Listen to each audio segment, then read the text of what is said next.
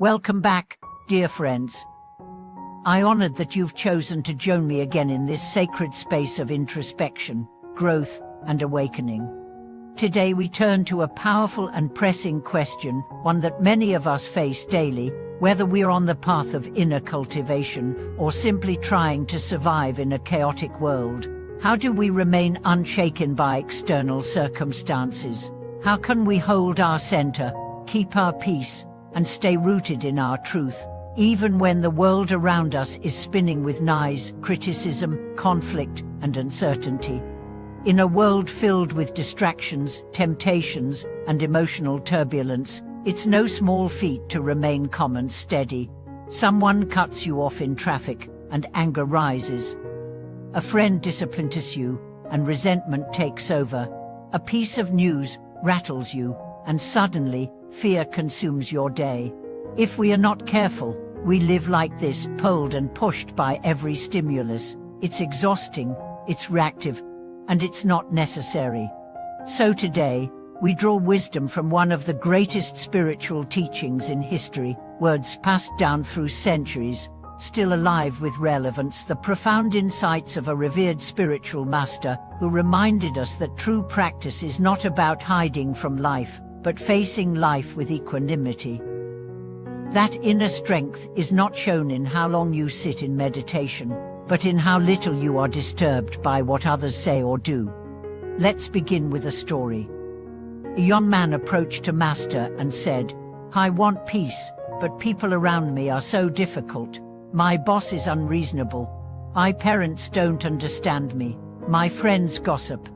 How can I find peace in such a world?"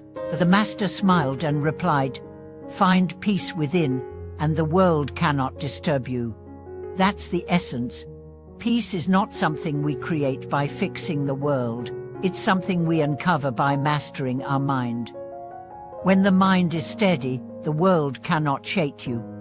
When the heart is clear, the noise of others becomes irrelevant. But how do we get there?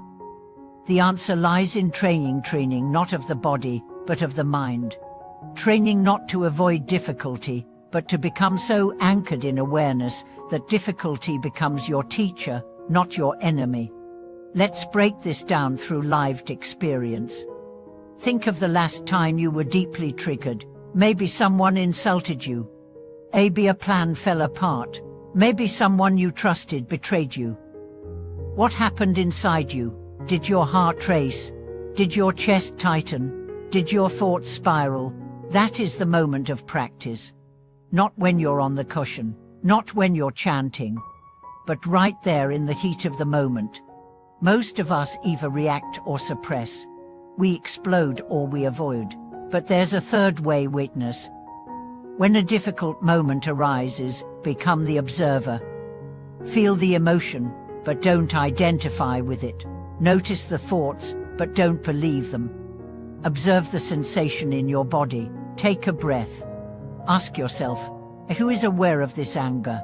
Who is watching this fear? In that moment, you step out of reactivity and into presence. That's your power. A woman named Leela once shared her story. She was known for being easily offended. A single comment could ruin her day. Then she began a daily practice not of meditation, but of awareness. She told herself, "Every time I'm triggered, it's an invitation." And she started keeping a journal. Every night, she wrote down what disturbed her and what it revealed. Over time, her journal changed. What began as a list of complaints became a map of growth. I was hurt because I needed approval. I was angry because I felt powerless. I was jealous because I forgot my own worth. That's real insight. That's self-mastery. Remaining unshaken doesn't mean becoming cold or indifferent. It means becoming spacious. It means creating enough room in your consciousness that emotions can rise and fall without overwhelming you, like waves in the ocean. You are the ocean, not the wave. Another key is to stop personalizing everything.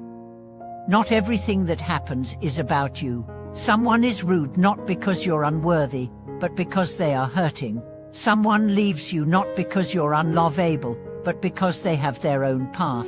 Life doesn't revolve around you. And that's a relief.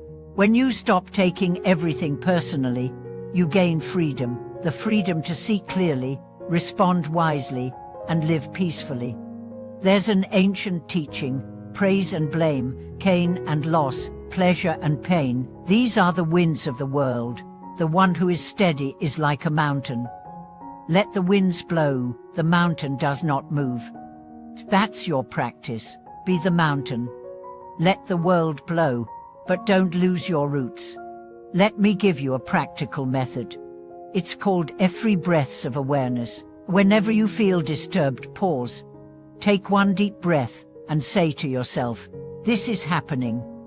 Take a 2nd breath and say, "This is how I feel."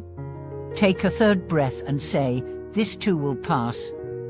This simple practice brings you back to center. It reminds you that you are not your feeling. You are the space in which the feeling arises. One man who used this technique shared how it saved his marriage. Every time he and his wife argued, he'd get defensive, but after practicing the 3 breaths, he began to listen more, react less, and slowly, their conversations changed. Not because she changed, but because he did. We can't control the world. We can't control others, but we can control how we meet them. We can choose presence over panic, compassion over judgment, stillness over reaction. Let's also talk about boundaries. Being unshaken doesn't mean tolerating abuse. It means responding with clarity. If someone is toxic, it's okay to walk away. If something drains your peace, it's okay to say no. Your inner calm is sacred. Guard it wisely. Here's another powerful practice, silent witnessing. Spend 5 minutes a day sitting in silence, just watching your thoughts. Don't try to change them. Don't analyze. Just watch. You'll notice something remarkable. The more you watch, the more they dissolve. You realize that you are not your thoughts. You are the awareness behind them. And once you taste that awareness, everything changes. You begin to live from that space. You become less reactive, more kind, more grounded. You don't get hooked by every comment, every event, every fear. You become, as the teachings say, like the lotus rooted in the mud, but untouched by it.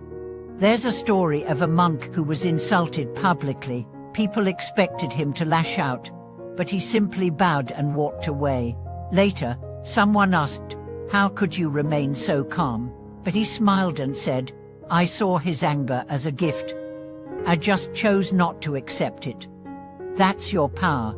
You don't have to accept every energy that comes your way. You can witness it, honor it, and let it go. Dear friend, your peace is not fragile. It is fierce. It is not passive. It is powerful. It doesn't come from escaping life, but from meeting life fully, without losing yourself. So I invite you, start today. Practice presence. Choose awareness. Embrace the silence. And remember, you are not here to be perfect. You are here to be real, to be awake, to be free. If this message resonated with you, please share it. Comment below. What helps you stay steady? What challenges you? What tools do you use to come back to center? If you haven't already, subscribe to the channel. Like this video, share it with someone who might need this message right now. Let's grow together. Let's rise together. Let's become unshakable together. Thank you for watching this video.